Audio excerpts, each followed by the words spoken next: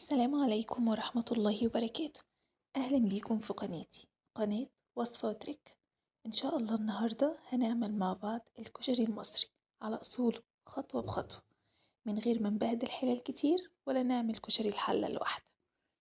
وكل اللي هنستخدمه معانا بس حلتين، وهقولك على تركة تخليكي تعملي الكشري من بدري وتروقي مطبخك وتاكليه سخن ساعة الغدا. لو أول مرة تشوفي قناتي نوريني بالاشتراك ولايك وشير لو عجبك الفيديو.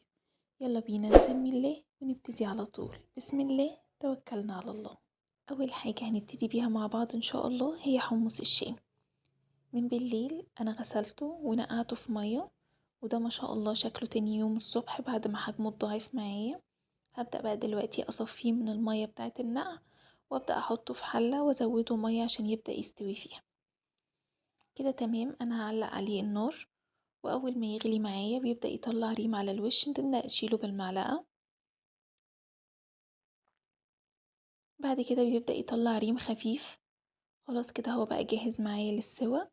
هبدأ بقى أنقله على عين صغيرة وعلى نار متوسطة الهادية، وأغطيه وأسيبه يستوي براحته على ما نشوف تاني خطوة هنعملها مع بعض ايه.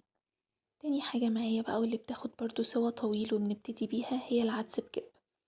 أنا معايا نص كوباية من العدس، غسلها كويس. هبدأ أحطها في كسرولة صغيرة أو كنكة على حسب المقاس اللي عندك. وفي الوقت دوت أنا بكون غالية مية، هبدأ أزوده على العدس. وتمام كده ناخده ونرفعه على النار. أول ما العدس معاكي يبدأ يرفع على وش الكسرولة كده ويبدأ ياخد قلبة واحدة بس في الغليان، ابدأي ضيفي عليه معلقة صغيرة من الملح ونص معلقة من الكمون. هنبدأ بقى نقلب وندوب الملح كويس. في الوقت دوت أنا خلاص هطفي النار وهغطي العدس علشان القشرة ما تفصلش. خلي بالك ان طول ما العدس بيغلي القشرة بتاعته بتفصل عن حباية العدس بسرعة، فاحنا يدوبك هناخدها غلوة واحدة بس ونطفي ونقوم مغطينه، وهنسيبه على جنب لغاية لما نرجع له تاني. معايا بصلة كبيرة مقطعها جوانح زي ما انت شايفة معايا. هبدأ بقى أضيف عليها معلقة صغيرة من النشا، وعلى سن المعلقة شوية ملح. هنبدأ بقى نقلب النشا مع البصل كويس قوي، بحيث ان احنا نغلف البصل كله بالنشا عشان لما نحمره يبقى ناشف معانا ومقرمش. ابدأي بقى في المرحلة دي غلفيه كويس جدا. بعد كده هنكون محضرين حلة وحاطين فيها الزيت. انا كنت حاطة تقريبا كوباية الا ربع من الزيت، وسقطت فيها على طول البصل. انا حاطة كوباية الا ربع من الزيت، هحمر البصل والباقي الزيت اللي هيتبقى معايا هو اللي هكمل بيه الكشري لغاية الاخر. هنا خلاص البصل بدأ ياخد معايا لون فاتح، هستنى عليه شوية لغاية لما ياخد اللون الذهبي كده. تمام معايا. بس اهم حاجة في تحمير البصل انك ما تتكيش عليه قوي ويغمق منك عشان ما يمررش. كده خلاص انا هطلعه معايا، بطلعه على مناديل وابدأ افرده بعيد عن بعضه، ومجرد بس ما يبرد معايا بشيل المناديل من تحتيه يترش معايا. تمام. ده كده كمية الزيت اللي اتبقت معايا. هسيب في الحلة كمية من الزيت احمر فيها واشتغل واعمل الرز، وبقية الزيت هرفعه كله في طبق علشان دوت الزيت اللي انا هشتغل بيه بقية مكونات الكشري كلها. كده خلاص تمام. انا كنت بقى غاسلة معايا كوبايتين ونص من الرز وكوباية الا ربع من العدس، كنت غسلاهم ومصفيهم من المية كويس. نزلت بقى بيهم جوه الحلة اللي فيها الزيت بتاع البصل، وهنبدأ نقلب لغاية لما الرز يتشمع معايا ولونه يتغير زي ما انت شايفة معايا كده بالظبط. طب ايه فايدة الخطوة دي؟ عشان تغلفي كل الرز وكل العدس معاكي بالزيت، وبالتالي يطلع معاكي مفرفر. في الوقت دوت بقى انا كنت غالية معايا كوبايتين ونص من المية. طب ليه كوبايتين ونص؟ عشان انا مستخدمة كوبايتين ونص من الرز. هقولك على حاجة مهمة، لما تيجي تعملي الرز بعدس اصفر ما تحطيش مكيال للعدس مية. يعني انا استخدمت كوباية الا ربع من العدس، انا ما حطيتش كوباية الا ربع من المية، انا بس بحط المقدار بتاع الرز. خلي بالك ان العدس هيستوي معاكي بالبخار. لو انتي زودتي مكيال المية شوية هتلاقي الرز والعدس طالعين معجنين، فانتي تحطي مكيال قد ما حطيتي رز وتحطي مكيال المية بالظبط. وحطيت طبعا الملح المناسب ليا وقلبتهم كويس، وهبدأ بقى اغطيهم واسيب النار عالية لغاية لما الرز يتشرب. كده تمام، الرز اتشرب معايا كمية المية كلها. هبدأ بقى اغطيه وهديله النار لغاية لما يستوي معايا. في الوقت اللي الرز فيه كان بيستوي انا كنت دلوقتي غليت مية وهبدأ احط فيها المكرونة. انا مستخدمة 200 جرام من المكرونة، 100 جرام من المكرونة الاسباجيتي ومكسراها صغير، و100 جرام من المكرونة المرمرية الصغيرة. هبدأ اضيفهم مع بعض في الحلة، واضيف لها معلقة ملح كبيرة مليانة يعني، وبعد كده أبدأ أقلبها أدوب الملح، وأسيبهم بقى دلوقتي تبدأ المكرونة هي كمان تستوي. على ما خلصت كده المكرونة وسبتها على جنب كان الرز معايا خلاص استوى. هوريكي بقى الرز ما شاء الله ازاي طالع مفلفل معايا ومستوي ما شاء الله. بصي، مفرفر خالص من بعضه لان احنا طبعا قلبناه كويس جدا في الزيت، غلفناه هو والعدس بالزيت كويس، ومقدار المية كان مظبوط.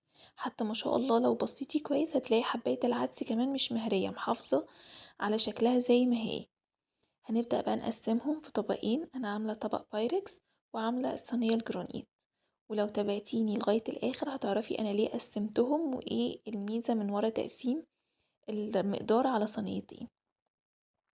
اهم حاجة لما تعملي رز الكشري لازم اول ما تخلصيه تفضيه وتسيبيه يتهوى، علشان انتي لسه هتحطي طبقات فوقيه فما يعجنش معاكي. فلازم انك تسيبيه وتهويه. على ما فضيت الرز كانت المكرونة معايا استوت. هبدأ بقى دلوقتي اصفي المكرونة وبعدين اخدها ونرجع بيها تاني على الحل. كده خلاص انا صفيت المكرونة، هرجعها بقى معايا تاني في الحلة، وهضيف لها كبشة من الزيت بتاع قلية البصل. فايدة الخطوة دي ايه؟ خلي بالك ان انا هشتغل على نار عالية. هضيف بس الاول نص معلقة من الملح وربع معلقة من الفلفل الاسمر، ونبدأ بقى نقلب المكرونة. فايدة الخطوة دي انك هتلاقي المكرونة لونها غير معاكي من اللون الابيض للون الاصفر، اللي هو انتي بتشوفيه ده جوه المحلات دايما تلاقي لون المكرونة مصفر كده، مش لون المكرونة بتاع السليق الابيض. كمان المكرونة بتتشمع معاكي وبيبقى طعمها شارب قوي من طعم الزيت بتاع القلية بتاعة البصل، فبيبقى طعمها حلو جدا ومميز جدا للكشري. هنبدأ بقى المكرونة وهي خلاص وهي سخنة كده نبدأ نفضيها.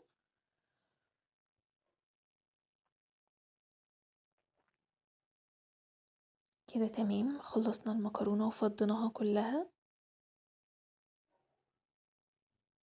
هنبدأ بقى نجهز معانا الشعرية. في نفس الحلة يدوبك بس شطفناها، حطيت تقريبا 100 جرام من الشعرية، هحط لهم أقل من نص كبشة من الزيت، ونبدأ نحمر بقى الشعرية.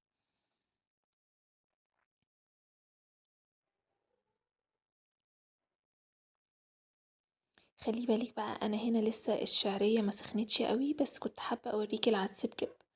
العدس بجبة هنا هو استوى، يعني انتي لما بتتكي عليه الحباية بتفتح معاكي نصين، بس هي لسه طعمها جامد شوية. فانا بقى في المرحلة ديت هحطه بقى دلوقتي قدامي على النار، على ما تبدأ المية تسخن اكون خلصت الشعرية.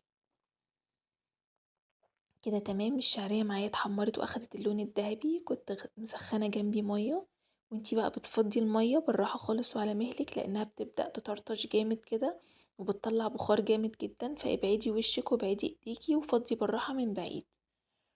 انا مش بملى الحلة مية، انا بحط مقدار بسيط خالص وهقولك ليه دلوقتي. كده تمام، انا فضينا المية. نبدأ بقى نحط لها معلقة صغيرة من الملح عشان لما تطلع يبقى طعمها مستوي فيها طعم الملح، ما يبقاش طعمها عادب. كده تمام بقى، هنسيبها تاخد غلوة، نغطيها وتاخد غلوة على ما نكون رحنا شفنا العدس بجبة ورجعنا لها.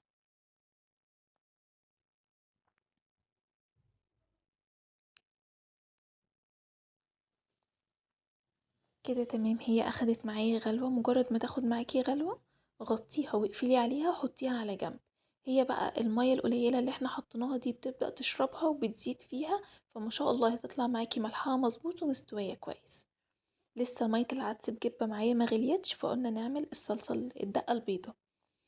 انا معايا التوم، انا بخزنه توم ابيض وبخزن توم مفروم بفلفل اخضر وبشطة حمرا. فانا اخدت من التوم اللي فيه الفلفل والشطة اخدت منه تقريبا قيمة مثلا نقول قرن فلفل صغير، معاه 4 أو 5 فصوص من الثوم، وحطيت برضو عليهم من الزيت بتاع التقلية.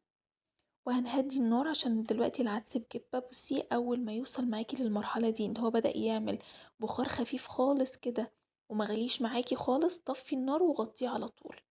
ما شاء الله دي الخطوة الأخيرة اللي هتطلعلك العدس مستوي ومش مهري. اوعي يغلي منك غلوة، لو غلى منك غلوة واحدة هتلاقيه طالع كله فاصل قشر، هتلاقي الحبة في ناحية والقشرة في ناحية. كده انا قفلت على العدس بجبة. ارجع بقى للدقة البيضة. مجرد ما التوم معاكي اتشمع كده وريحته طلعت، هضيف معلقة صغيرة من الكزبرة ومعلقة صغيرة من الكمون، وابدأ اقلبهم. واول ما ريحتهم تبدأ تطلع معايا على طول هقوم طشة بقى طشة الدقة البيضة بمعلقتين خل. خلي بالك بقى لو انتي بتحبي اللذعة بتاعة الدقة البيضة تكون عالية، فانتي في المرحلة دي هتحطي 4 أو 5 معالق خل. انا مش بحبها واضحة قوي فانا بحط معلقتين بس خل. كده تمام. انا برضو غالية جنبي مية، هبدأ اضيف تقريبا كوباية من المية المغلية.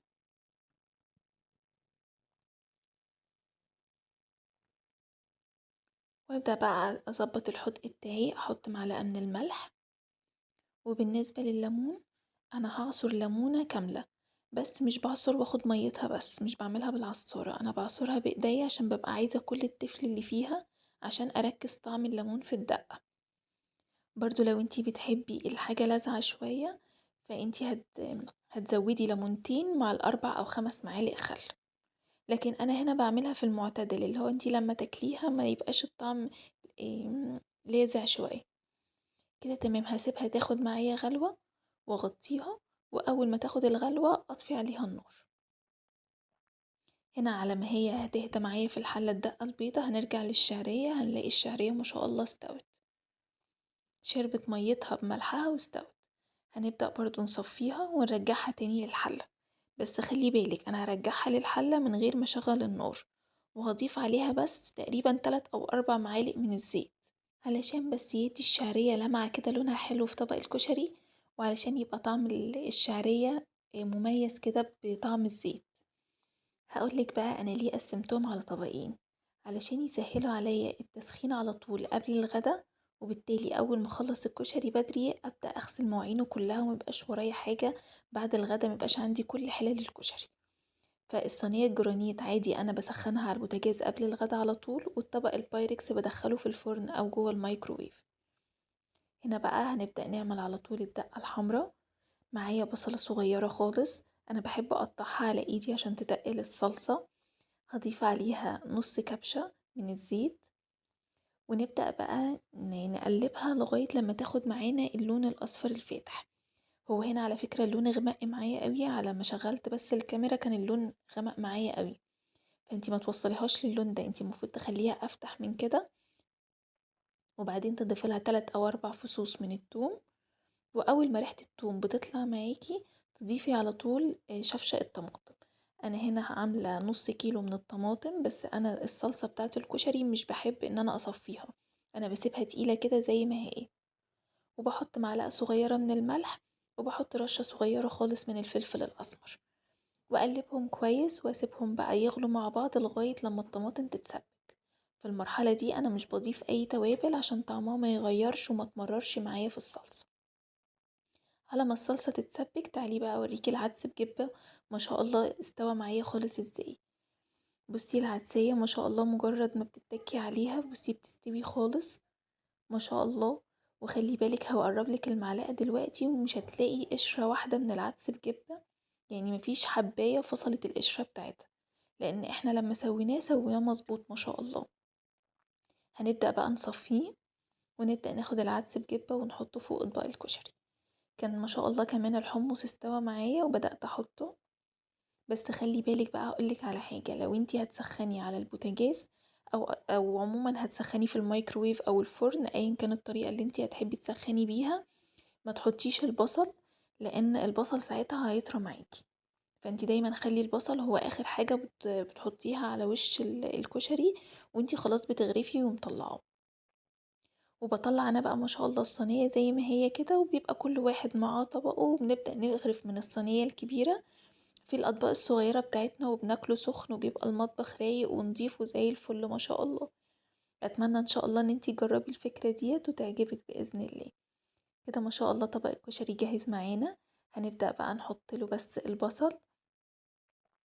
ما شاء الله خلصناه كله، عملناه كله طبقات، الرز لوحده، المكرونة لوحدها، الشعرية، العدس، البصل، الحمص. وما شاء الله ما بهدلناش الدنيا كل ده واحنا شغالين بس بحلتين. هنا بقى الدقة البيضة كانت معايا خلاص خلصت. انا بحب اصفيها. احنا يعني مش بنحب خالص ناخد التوم والفلفل والبهاريس اللي بتبقى تحت دي، بتبقى حامية قوي فاحنا مش بناكلها. فانا بصفي الدقة البيضة كويس قوي. تمام. وكده تبقى خلصت معايا. نروح بقى للتسبيكة اللي كنا سايبينها. ما شاء الله الطماطم اتسبكت، بس هي كان لونها فاتح شوية، فضفت لها 3 معالق كبار من الصلصة عشان بس اغمق لونها. لكن هي ما شاء الله كان تقلها حلو قوي معايا. في الوقت ده كان هبدأ بقى اضيف التوابل، معلقة صغيرة من الكزبرة ونص معلقة من الكمون، وهضيف معلقتين من الخل، واخدهم تقليبة واسيبهم يغلوا غلوة واحدة بس، لان لو غليتي اكتر من كده طعمهم هيمرر وهيبقى مدين طعم غريب شوية للصلصة. كده خلاص هي اخدت معايا قلبة واحدة بس. ضفت لها نص كوباية مية سخنة، وهقلبها واطفي عليها، وهي كده تمام خلصت معايا. هنا بقى هوريكي قوامها. هي ما شاء الله تقيلة، صلصة الكشري ما بتبقاش خفيفة خالص، بتبقى تقيلة كده، ويعني لو انتي ما ضربتيش الطماطم كمان مع البصل بيبقى تقلها ازيد كمان ما شاء الله. هنا بقى هعمل الشطيطة او الدقة الحمراء المشطشطة، مش عارفة بقى انتوا بتسموها ايه، قولولي كده في التعليقات تحت بتسموها ايه عندكم. إيه، انا برضو اخدت شوية من الزيت وحطيت نص معلقة من الشطة، لان الشطة عندي حراقة قوي.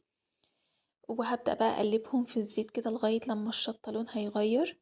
طبعا في المرحلة ديت بقى كحي واعتصي على قد ما تقدري، يعني انا بتبهدل والله في المرحلة الأخيرة دي. كده تمام خلاص هي ريحتها طلعت معايا قوي. باخد بقى كبشتين على طول من الدقة الحمراء واطش بيهم الشطة على طول. وبرضو بيبقى جنبي مية سخنة، بزود تقريبا قيمة نص كوباية، لأن الشطيطة بتبقى القوام بتاعها أخف بكتير جدا من الدقة الحمراء. دوقي بقى الملح وظبطي ملحها، وكده تمام هي جهزت وخلصت معانا.